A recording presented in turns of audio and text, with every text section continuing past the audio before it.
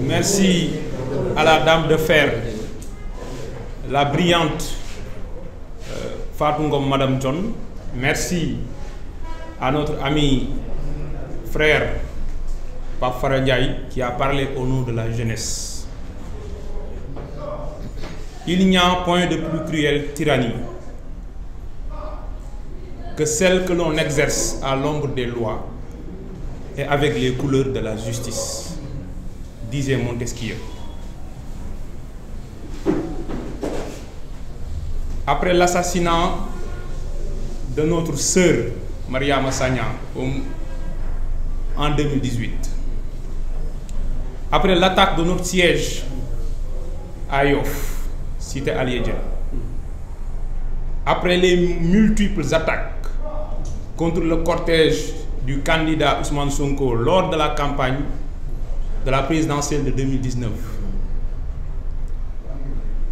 après la menace de dissolution d'un petit ministre de l'Intérieur au mois de janvier 2021, en raison du succès historique de la collecte de fonds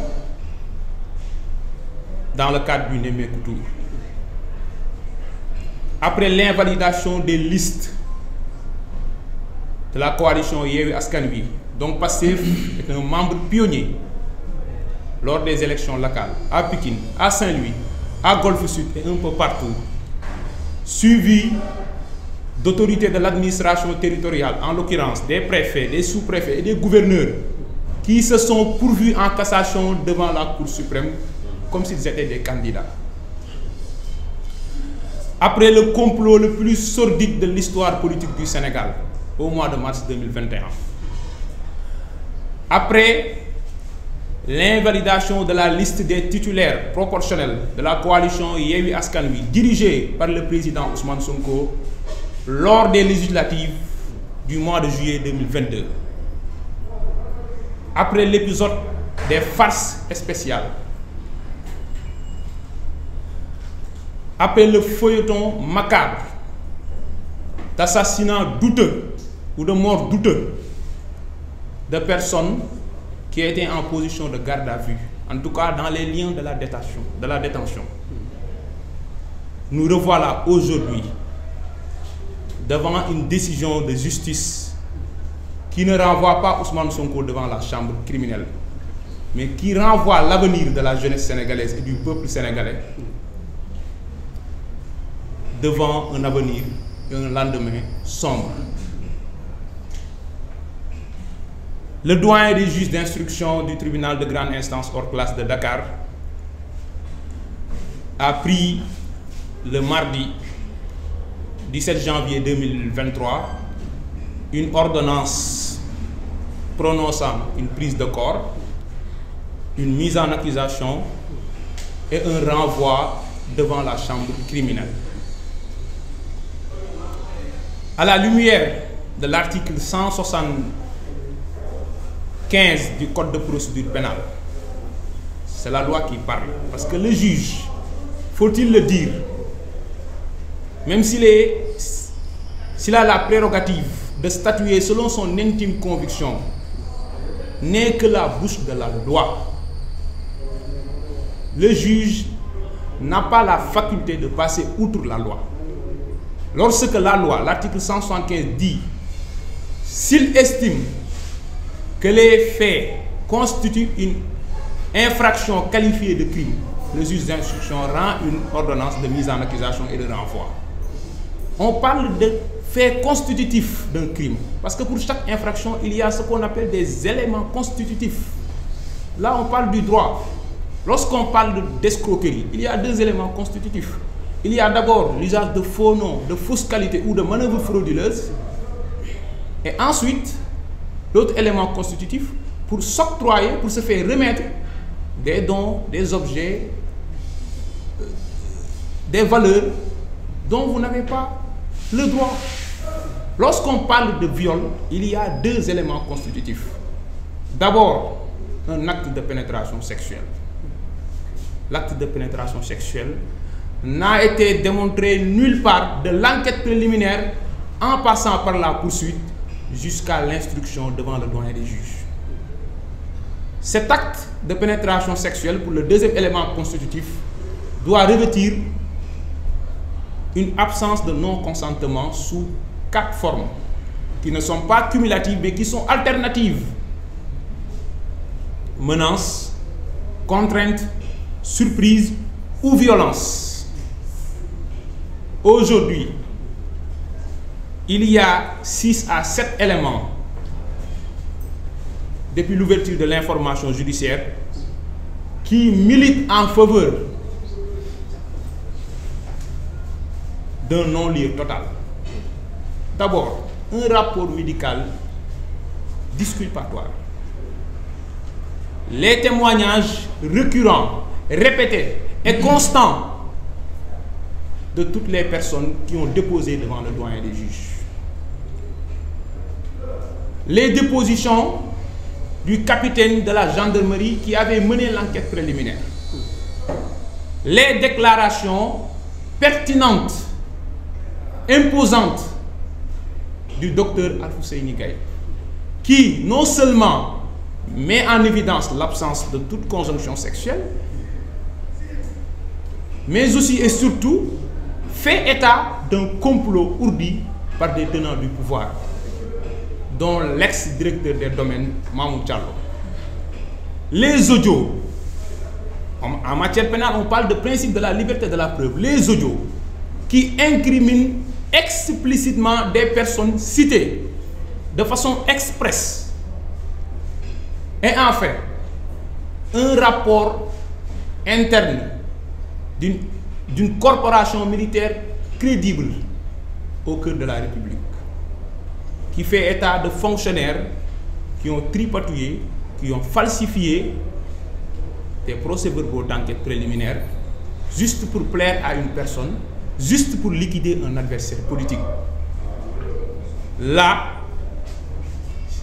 si un magistrat rend une ordonnance de renvoi en faisant fi de tous ces éléments à décharge, on ne parle plus de droit. C'est une décision politique qui commande de notre part une riposte politique. Ouais.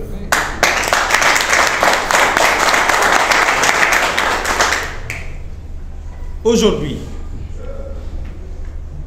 depuis notre accession à l'indépendance, la Constitution du Sénégal a rendu la souveraineté au peuple. Parce que c'est une constitution calquée sur la constitution du général de Gaulle de 1958, qui a voulu libérer le peuple français du jeu des partis politiques dans le cadre du régime parlementaire de la 4e République française. C'est une constitution qui rend la plénitude des pouvoirs au peuple, même s'il y a l'hypertrophie d'une personne qui a été élue directement par le peuple. C'est pourquoi il y a des mécanismes comme le référendum. Parce que le peuple a la souveraineté. La justice, elle est rendue au nom du peuple. La justice n'appartient ni aux magistrats, ni aux greffiers, ni aux avocats, ni à quelques centaines de fonctionnaires qui pensent être au-dessus de tous et de tout le monde. Ce n'est pas possible. L'on se rappelle du combat héroïque mené par une personne qui est une voix autorisée, le président de l'Union des magistrats du Sénégal, Souleymane Teliko, que nous saluons de passage, magistrat depuis plus de 20 ans, conseiller selon son grade, président de chambre d'une cour d'appel, qui a écrit, parlé des articles, des publications, des sorties médiatiques, des séminaires pour dénoncer la mise sous tutelle du pouvoir judiciaire par le pouvoir exécutif. C'est une voix crédible, ce n'est pas un acteur politique. Mieux, un juge du nom de Ibrahim Hamidou Dem, par ailleurs membre du Conseil supérieur de la magistrature, là où on parle des perspectives dans la carrière des magistrats et en matière disciplinaire, qui dit que je démissionne d'une magistrature qui a démissionné. Maître Khourey Siba, avocat réputé, qui publie sur sa page Facebook que l'ordonnance de renvoi du juge d'instruction je le cite nommément, est un défi au droit, un outrage à l'indépendance de la magistrature et une offense au peuple. C'est une voie crédible, c'est un acteur judiciaire. En France, un ancien juge d'instruction qui écrit pour dire ne faites jamais confiance à la justice de votre pays. Après l'élimination de Karim Wade, de Khalifa Sall, après la condamnation à perpétuité de Mamadou Dia en 1962, après la mort sur torture en prison de Omar Blondin Diop, un juge d'instruction du nom de Mamadou Touré, qui avait voulu inculper, placer sous mandat de dépôt des agents de l'administration pénitentiaire mouillés, a été radié par le président Senghor de la magistrature. Comment dans ce pays voulez-vous que les gens aient confiance à la justice?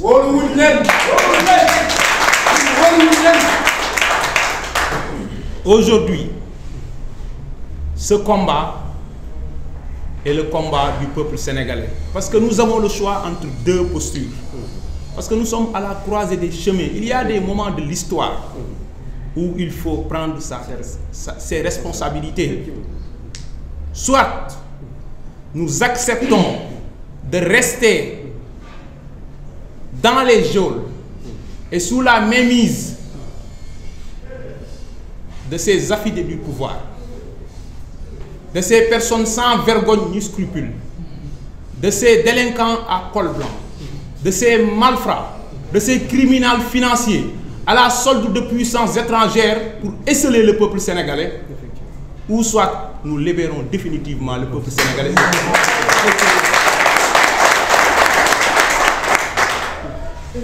À ce titre, Pastef les Patriotes est interpellé parce que c'est le projet qui est attaqué dans sa chair. Le porteur du projet est la cible. Mais derrière, il y a des puissances étrangères. Et la cible derrière, c'est cette volonté, c'est cette vague d'émancipation qui sonne avec un vent très fort pour la libération du peuple africain. Aujourd'hui, Pastef a des structures de base. Ce combat n'est pas le combat seulement des activistes, quand même, qui se battent pour qu'on les emprisonne. Ce combat est le combat d'abord et avant tout des militants de Pastef, les structures de base de Pastef, en commençant par les cellules de quartier et de village, les sections communales, les coordinations départementales, les instances de la JPS, les directoires régionaux, s'il y en a, le mouvement des cadres, le mouvement des femmes, le mouvement des enseignants, Magui Pastef. Ce combat est le vôtre. Ce combat est avant tout le combat des militants de Pastef, les patriotes, qui doivent être au devant de la scène pour sonner la résistance à grande échelle partout. Partout. C'est la raison pour laquelle la section communale de Grand Yoff s'inscrit dans le même sillage que le mouvement des jeunes du parti, la JPS nationale, et demande à toutes les sections communales d'adopter la même démarche, de tenir des points de presse, d'investir les réseaux sociaux et les médias, de sonner la mobilisation pour balayer la route à cette mascarade destinée à la liquidation politique de Ousmane Sonko et à l'assassinat du peuple sénégalais. Parce que c'est l'avenir du peuple qui va être assassiné. Enfin, nous n'accepterons pas d'être divertis par le pouvoir. Ce n'est pas au pouvoir de déterminer le rythme ni le tempo. Oui, d'un côté, nous devons adopter une posture défensive. Nous devons défendre le projet. Mais de notre côté, nous avons un candidat, nous avons un projet, nous avons un programme à vendre au peuple sénégalais. Continuons la massification. Poursuivons l'enrôlement des non-inscrits sur le fichier électoral. l'opération Wër Nombre qui sera annoncée. Continuons les porte-à-porte. Continuons la sensibilisation à grande échelle par tous les canaux de communication. Donc demain, tous les militants de la section communale sont conviés, sont invités obligatoirement, nécessairement au méga meeting qui n'est pas celui de la coordination départementale de Keur Massar, mais qui est celui de PASTEF. Un méga meeting qui est un moment historique qu'il ne faut pas rater pour sonner la mobilisation, annoncer la résistance, défendre le projet et libérer le peuple sénégalais. Je vous remercie de votre attention.